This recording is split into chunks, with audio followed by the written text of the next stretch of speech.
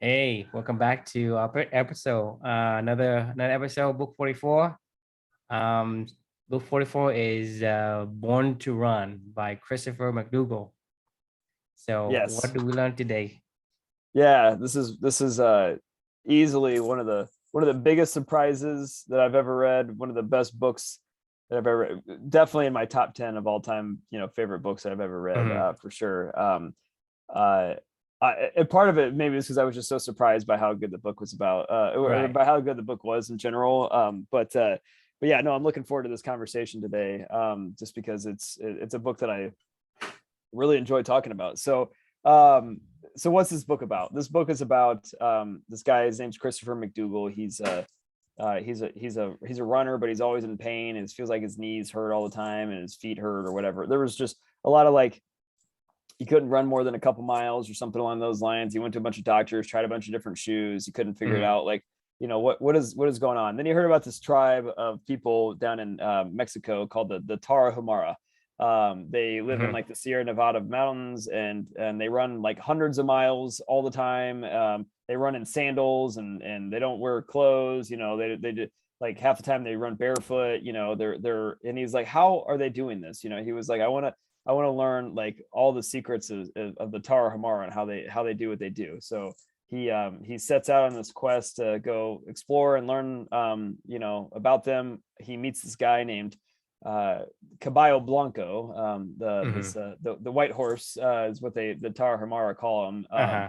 He became like a liaison between the Tarahumara and Christopher McDougal, and helping them to like navigate everything. So Mhm. this in terms of like they live in a different planet basically. They live like remote connect. This tribe lives like completely remote. They live in like caves. They their commerce is pinole, like it's a fine ground like corn meal mix. Like that's how they change. That's their money. They don't use money or anything like that. Okay. Like they're really unique like people, and they're really reclusive, and they don't accept outsiders Mhm. very openly. So Mhm. this Caballo Blanco guy had to like he himself got obsessed with them. And the whole story talks about how he met them first, and he went down there to try to infiltrate their tribe, and to learn their ways as well, and to live with them, live amongst them. And that's he ended up becoming slowly but surely somebody that they respected, and they call him Caballo Blanco. Anyway, Right. The white long story horse. short, yeah, right. So long story short here with the book, it's about Christopher McDougal learning about the Tarahumara, what they do, how they do it, and then they decide to go put this ultra marathon race together at the end of it, with some of the world's top ultra marathoners, to go run in this private race with the Tarahumara to see how can they all be how would they all compete together, right? And Mhm. then in the middle of it all, he talks about like how we're born to run, literally how humans are endurance animals, how we used to hunt together as a pack of people, that we would literally would chase down gazelles and things like that. And you're like, how the hell did humans do that? We would endurance run them to death. We would literally like pack, they don't sweat, right? So we would literally exhaust them to death, where they would just collapse, as we slowly maintained a pace as a tribe of people behind them. And we Mhm. one of us would push ahead, the other one would fall back and relax a little bit, and the other people would, they were and when the antelope stopped, like we would stop, and we would rest and get some food in us, and then the antelope would run again, and we'd keep chasing them, and then all of a sudden the antelope would die, and you're like, how the hell is that even possible? You're thinking, Mhm. and the whole message of the book was we are literally born to run. And he's like, these Tarahumara, they don't need shoes, they don't need fancy clothes, they don't need athleisure, they just run. Like, I mean, that's what humans are made to do, is to run. Mhm. So Mhm. so that's what the book is about, I guess. So for me, how this relates to my reflection for the day, which is, you can tell I'm excited about this book because it's just a fun book, right? So I'll Mhm. share my so my reflection is don't do it alone, have something to chase, and just have fun. So I'll explain to you what I mean by this. Okay.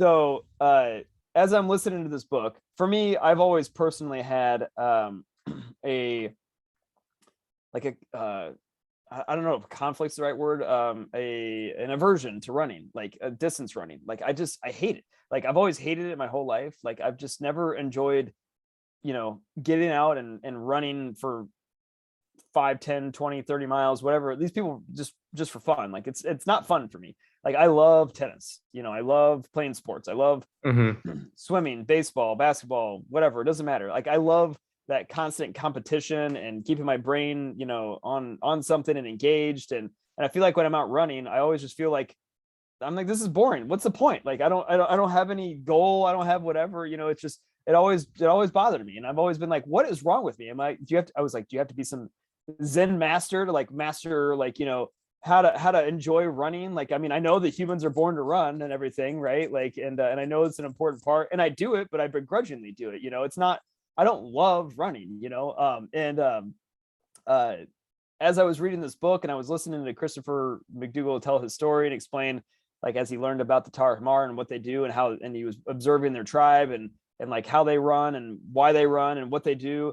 And first off, like, this is the lessons that I learned, right? It was don't do it alone, number one, right? So they run together. They always run together. It's always a fun little, conversational pace. And when you think about how we used to like, pack hunt down animals and things like that together, we did it all together. Like I always run alone. Like I always run alone with my headphones in, it's just me versus my own mental, fight. It's not fun. Whenever I go run with somebody else, I do have more fun. I feel like it's an easier run. I feel like it's not as mentally straining. I feel like it's not as physically straining. I feel like it's it's just fun. Like I don't have to like compete with that person.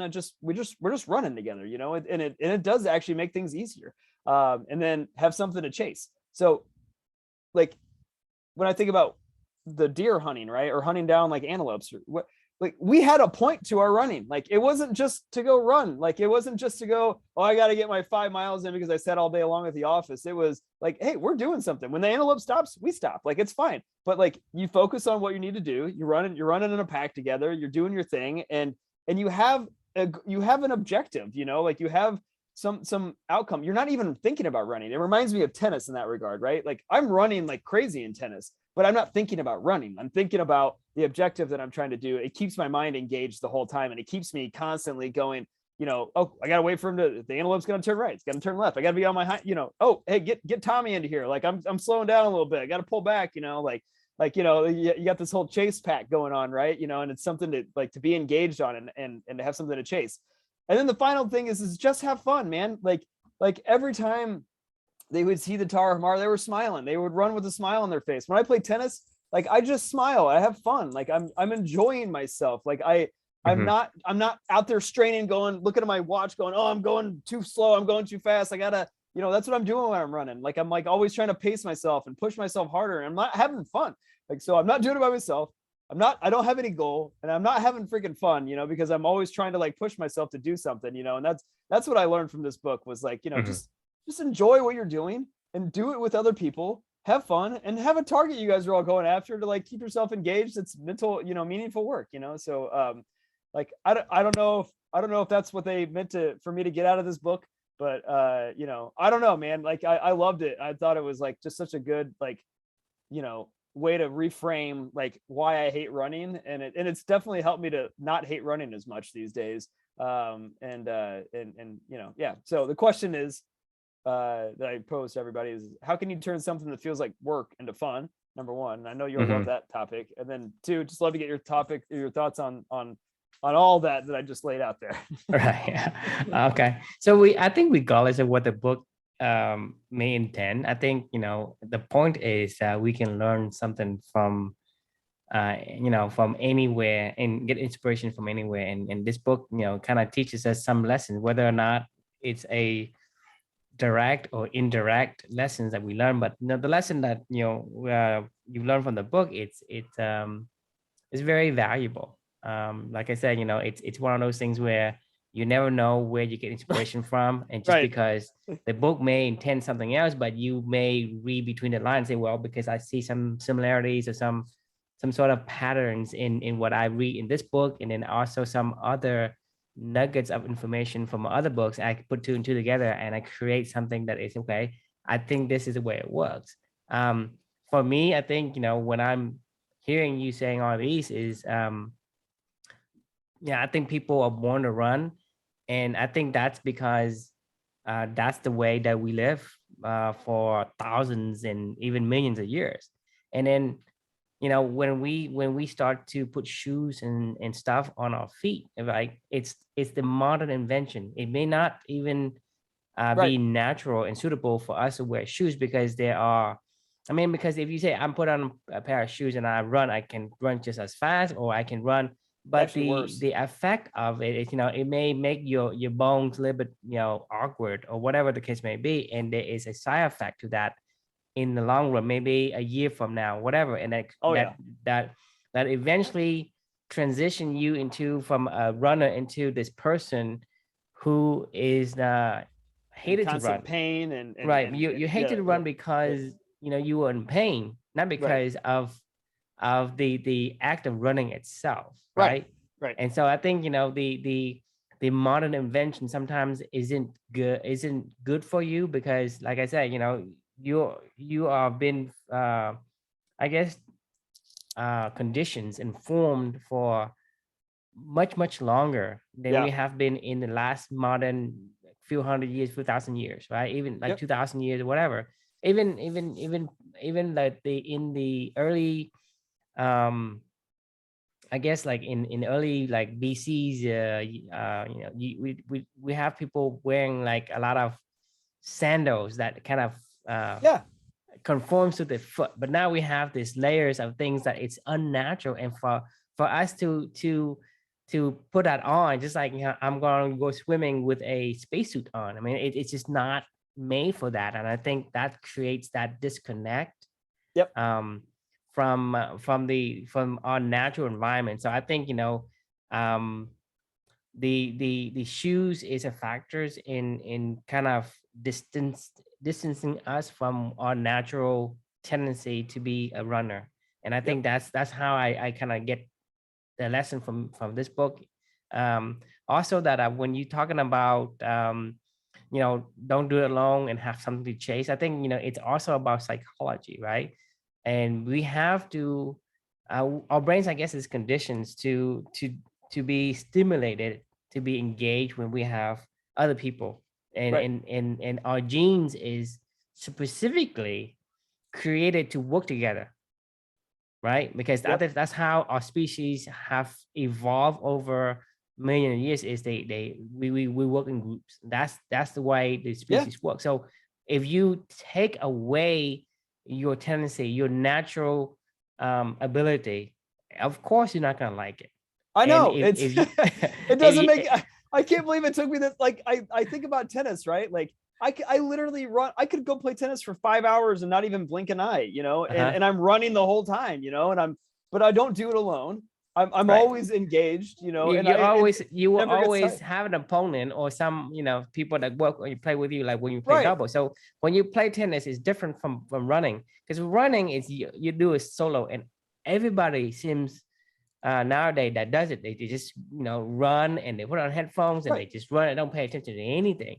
And so you remove yourself from your natural tendency, your natural, kind of like design for, your particular genetics. And so you basically are trying to yank yourself out of your habitat. I mean, Yeah. like, a beaver must dam, right? You take a beaver and you put him in the desert. Right. And so Right. that's the Right. thing is, when the lessons I see here is that if you don't do it alone, you are bucking the trend. You are walking up the, against the river, right? The Right. stream, the current, and something with something to chase, right? You don't want. I mean, human being, I think that we need to have a an intent, right? A mission, so like Yes. Yes. something to Yes. Yes. chase. Like A mission. Yes. Exactly. Yeah. if you give somebody a mission, they are going to be, Locked in. 300% Yeah. more productive, because I mean the thing is, even in like the military, like I've been reading this book called the 33 War Strategies, right? They're talking about Napoleon having like less troops than someone else.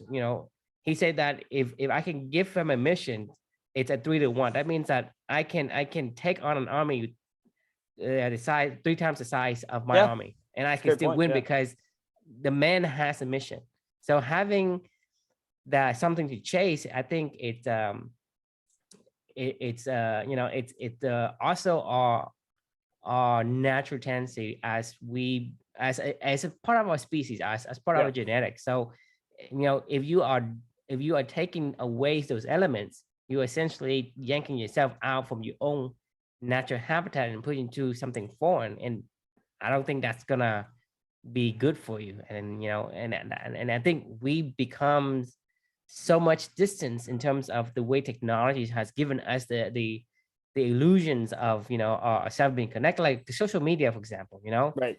People are writing stuff, but they don't connect, right? Yep. They don't talk to each other. And so technology is actually in on the surface brings you together and give you this advancement, but at the same time, underlining the value you have, I guess the side effect of that, meaning you become distant, you're not connected, you're not compassionate, you're not sympathetic to people anymore. Right. um and the last one, I really like the last one, because just have fun, right? Because what nowadays people say, work hard, play hard, right? Right. What does that No, mean? What does it that mean? doesn't. It's so stupid. I Why do you agree. have to work hard? Why do play you have hard, to play right. hard? Why Right. can you work joyfully and play Right. joyfully?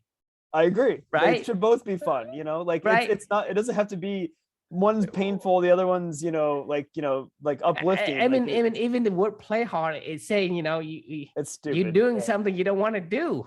I agree. I agree. Yeah, you're like, oh, I got to go play hard. Like, I mean, like, yeah, it's not. It shouldn't be hard. It should be effortless. It should be fun. It should be. Yeah, you should enjoy it. You should should be enjoy it. relieving. Work Yeah. joyfully, Right.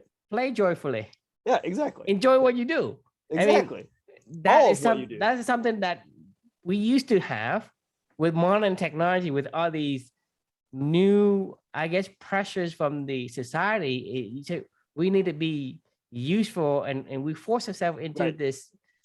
this environment where we have to endure and be and embrace the suck, right? Right. I know To we talked me, about that that. it's just We've it's talked just about that one a against lot. our natural tendency. Yep. And so for me, I think, I mean, I really can relate to the reflection title you have, even for all three of them. I wholeheartedly agree with you in terms of, don't do it alone. Have some kind of mission, right? Right. Have something to chase and have fun. Enjoy the thing you do. Why do it if you don't enjoy it? Yeah. Why suffer when you don't have to? It's a great question. Like these days when I'm like really pushing myself hard when I'm running or something like that, Mhm. I'm like, what am I doing? Like, wait, what am I like? It's fine. Like, I mean, I agree that one of my core values is to challenge myself. So when I'm doing that, I think of Amelia these days, and that's okay. Like, because I'm living for two and all that good stuff. So there's a reason to push for me. That's my something to chase for her. So, But something to chase in a right, joyfully way, not right, in the hardship way. right. All right. Not So a, yeah, saying, the thing is, you want to play tennis and you love to play tennis. Well, play more tennis and challenge yourself in bettering yourself in tennis. Not, well, oh, I hate to, do grinding work or monotonous repetitive work, and I want to challenge myself if I can do it faster. That's right, just insane. And to right. me, it's just not natural. And I think, for us, we have millions of years of conditioning, and then suddenly we just do the opposite. Yep.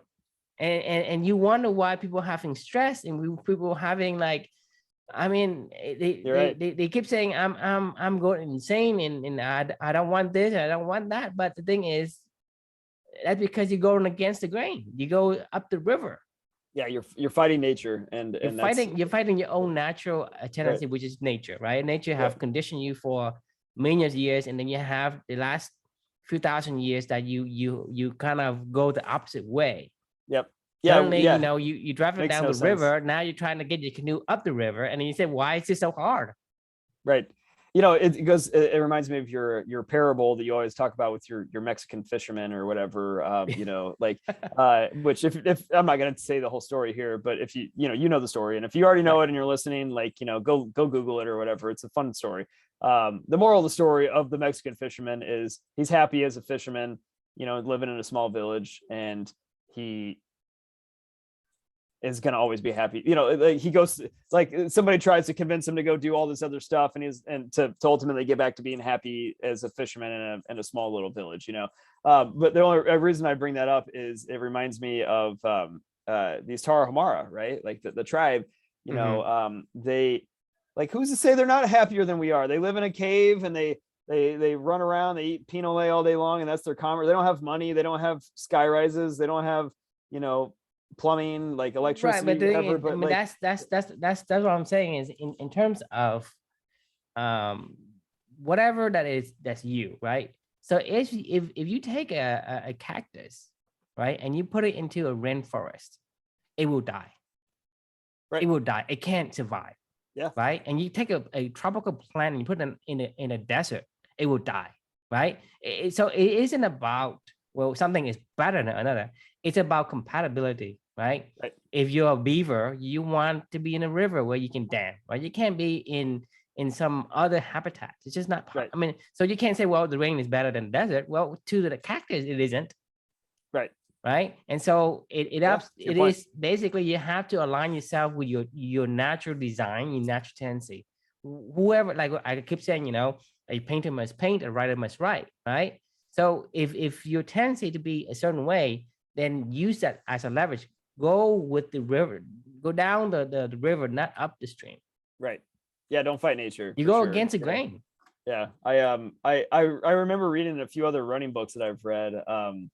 The smile face is a real thing. Like coaches, when they look for like runners that they know are going to win a race, is like they can see their lip, their bottom lip is loose. They're smiling as they're kind of have that, you know, that smile face as they're running. Right. Like they can see that they're like that's the running face that you want to have. You don't want to be the tight, like, yes.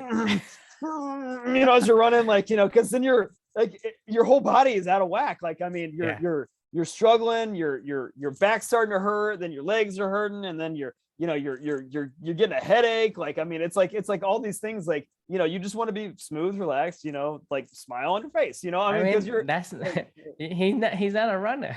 right. I mean, you're not running because you don't enjoy it.